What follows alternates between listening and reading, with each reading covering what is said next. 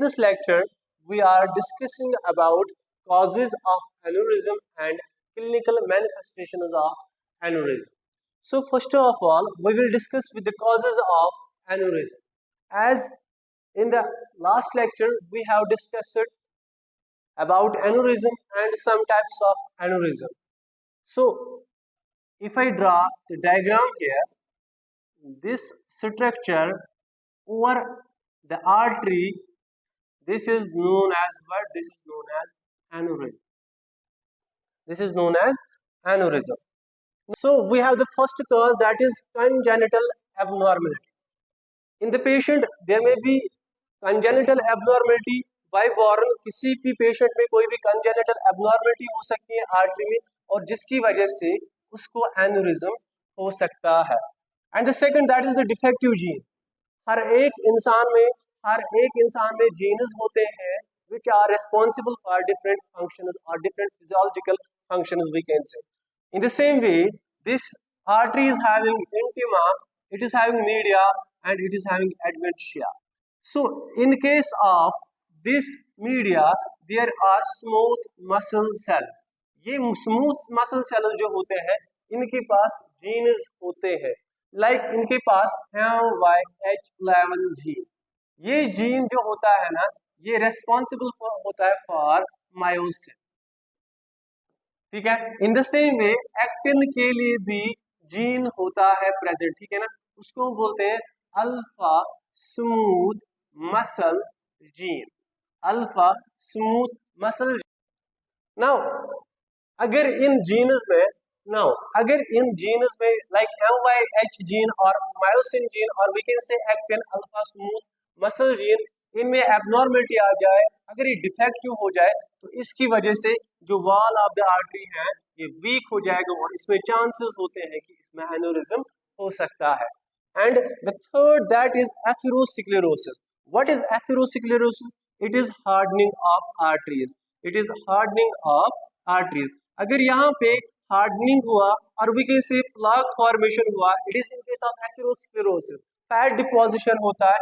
तो ये जो प्लाक फॉर्मेशन होता है, अगर ये डिसरप्टिव है, इफ इट इज डिसरप्टिव और we can say vulnerable, so इसमें क्या होता है, ये ब्रेक होता है ये प्लाक.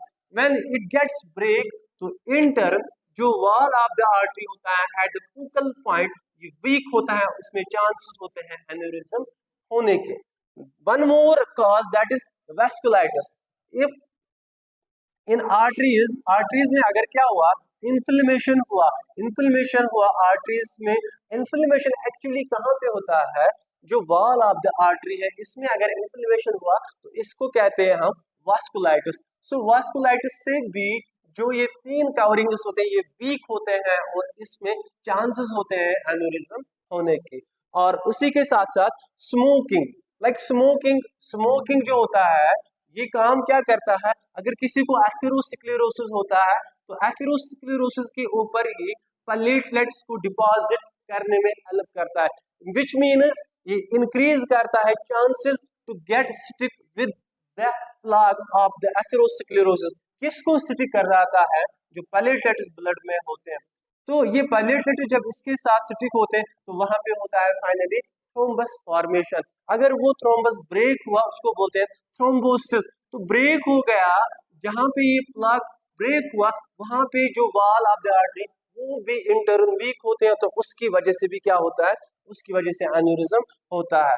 एंड उसी के साथ सीवियर बीपी, तो ऑलरेडी मैंने डिस्कस किया है, the patient is having severe blood pressure, तो उसकी वजह से भी क्या होता है, उसकी वजह से उस ब्लड प्रेशर की वजह से भी वॉल ऑफ द आर्टरी क्या होते हैं, वीक होती है.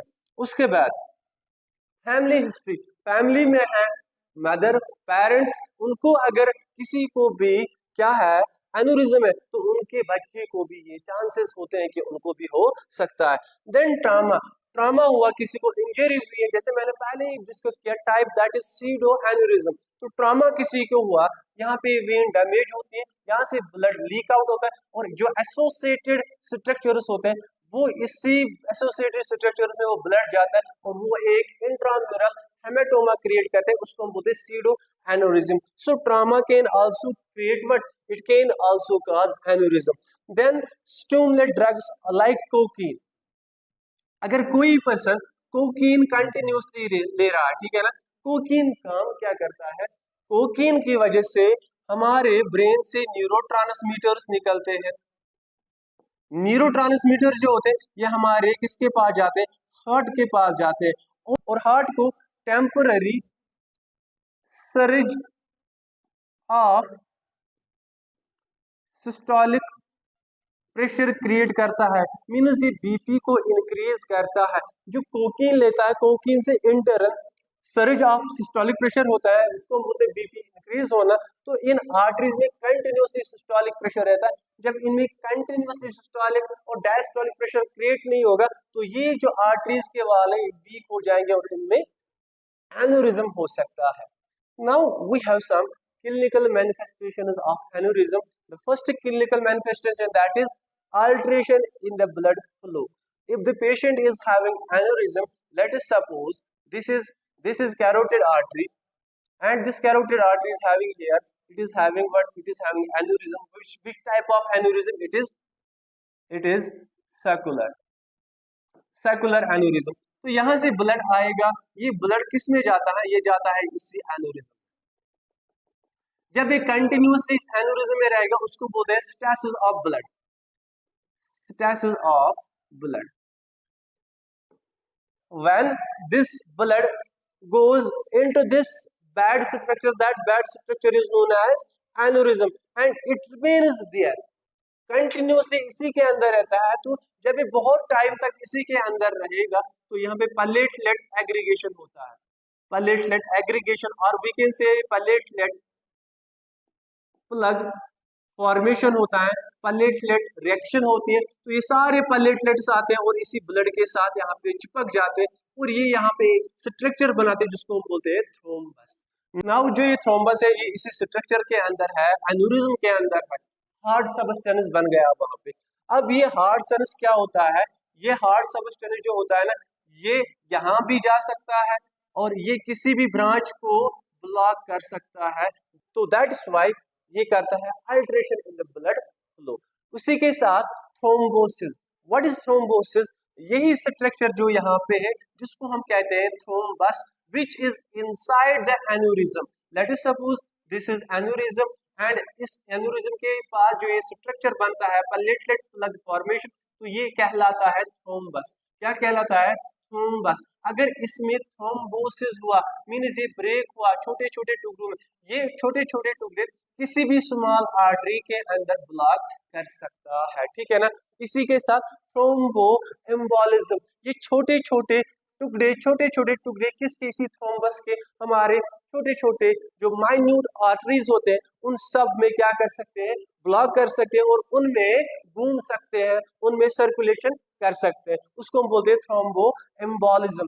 नाउ उसके बाद है rupture of the vessel.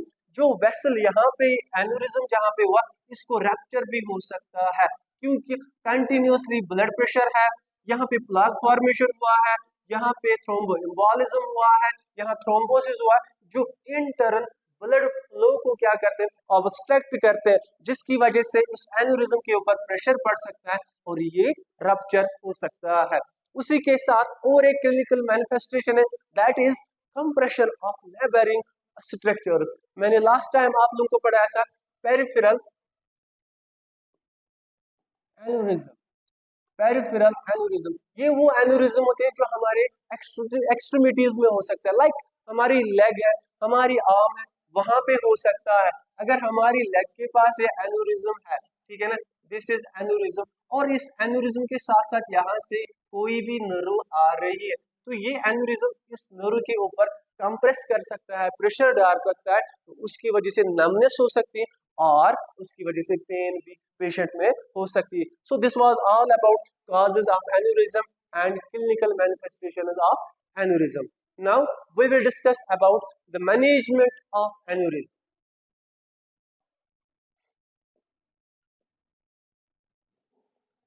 Now we will discuss about the management of aneurysm. Management of aneurysm. As already मैंने बोला है आप लोगों को, जो एन्यूरिज्म होता है ये हाई बीपी की वजह से होता है। जब हाई बीपी एक पर्सन में, एक पेशेंट में हाई बीपी है तो उसकी वॉल ऑफ द आर्टरीज वो क्या होते हैं, वो वीक होते हैं, जिसकी वजह से एन्यूरिज्म बनता है, और उसके जो आर्टरीज है वहां पे एक balloon लाइक स्ट्रक्चर बनता है। ठीक है, तो उसको ओवरकम करने के लिए वी हैव अ मैनेजमेंट। तो मैनेजमेंट में हम सबसे पहले ड्रग्स देते हैं। ड्रग्स कौन से देंगे, हम देंगे बीटा ब्लॉकर्स, और we can give calcium channel blockers. ये दोनों ड्रग्स किस लिए देते हैं, ये देते हैं इसलिए सो दैट हाइपरटेंशन जो है ना, हाइपरटेंशन को डिक्रीज करने के लिए। जब हाइपरटेंशन डिक्रीज होगा तो चांसेस ऑफ एन्यूरिज्म भी कम होते हैं, जो वीक वाल्व्स होते हैं वो अपने नॉर्मल पोजीशन पे आते हैं। ठीक है ना, तो इसीलिए हम देते हैं बीटा ब्लॉकर्स और कैल्शियम चैनल ब्लॉकर्स, जो रोल करते हैं प्ले किसमें, हाइपरटेंशन को कम करने में। The aneurysm is very large at that time we have to go with surgical procedure. हमें सर्जिकल प्रोसीजर के साथ जाना है। तो सर्जरी हम दो तरह की करते हैं इस पेशेंट पे, हम ओपन सर्जरी करते हैं या एंडोवास्कुलर सर्जरी करते हैं। ओपन सर्जरी कौन सी सर्जरी होते हैं, इसमें बॉडी को कट किया जाता है। ठीक है ना, अगर फॉर एग्जांपल किसी को है थोरैसिक के पास जो थोरैसिक आर्टरी है वहां पे एन्यूरिज्म है, तो इसका जो थोरैसिक एरिया वहां पे कट मारा जाता है, ठीक है ना, अंडर एनेस्थीसिया। उसके बाद उस आर्टरी को देखा जाता है और उस आर्टरी के जो सेगमेंट जहाँ पे एन्यूरिज्म है उसको कट किया जाता है, और एक रिपेयर, ओपन रिपेयरमेंट होती है, एक सिंथेटिक मटेरियल डाला जाता है जो यहाँ पे इस कट एरिया को क्या करता है, क्लोज करता है। तो उसके लिए वी हैव अ डेकरॉन और टेफ्लॉन। इसी तरीके से एंडोवास्कुलर रिपेयर हम करते हैं। एंडोवास्कुलर में क्या किया जाता है, एंडोवास्कुलर में हम एक कैथेटर यूज करते हैं और वो कैथेटर उस टारगेट साइड तक पहुंचता है। अगर फॉर एग्जांपल कैरोटिड आर्टरी में है तो एक कैथेटर इंसर्ट किया जाता है और वो उस कैरोटिड आर्टरी तक पहुंचता है। तो लेट अस सपोज यहाँ पे अगर एन्यूरिज्म है तो यहाँ से हमने कैथेटर इंसर्ट किया, ये कैथेटर यहाँ तक जाता है, ठीक है ना, और उसके साथ साथ ये जो कैथेटर होता है इसके साथ साथ हम स्टंट भी यूज करते हैं। जो कैथेटर होता है ये एक गाइड करता है किसको, स्टंट को, कि मुझे कहाँ पे स्टंट को इन्फ्लेट करना है। लेट अस सपोज यहाँ अगर हमें इन्फ्लेट करना है, यहाँ पे अगर हमें किसको इन्फ्लेट करना है स्टंट को, तो यहाँ इसको इन्फ्लेट किया जाता है और ब्लड थ्रू दिस स्टंट आ जाएगा। तो ब्लड फ्लो करेगा थ्रू दिस स्टंट, और इसकी वजह से क्या होता है, जो एन्यूरिज्म यहाँ पे बना था ये फिर से अपनी नॉर्मल पोजीशन पे आ सकता है, क्योंकि अब उसमें ब्लड नहीं जा रहा है, डायरेक्ट स्टंट से जा रहा है, और डायरेक्ट स्टंट हेल्प करता है किसमें, ब्लड सर्कुलेशन करने में। So this was all about aneurysm. We have discussed types of aneurysm, classification of aneurysm. Then मैंने इसमें causes बताए, clinical manifestation. After that मैंने इसमें मैनेजमेंट बताया, मैनेजमेंट में मैंने बताया ड्रग्स दे सकते हैं और सर्जरी भी कर सकते हैं। Thank you.